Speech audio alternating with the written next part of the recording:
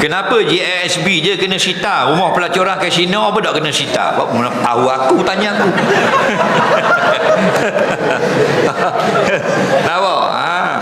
Batu Islam ini perlu kepada politik.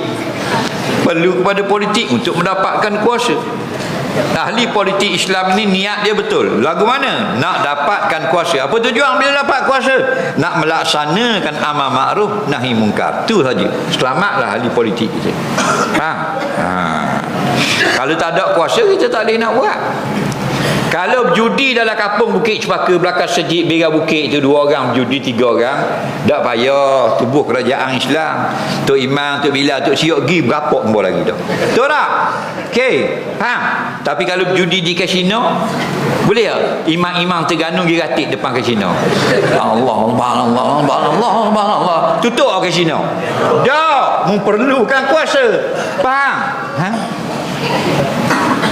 Faham lagi? Jadi bila kita nak berpolitik, niat biar betul. Biar apa dia?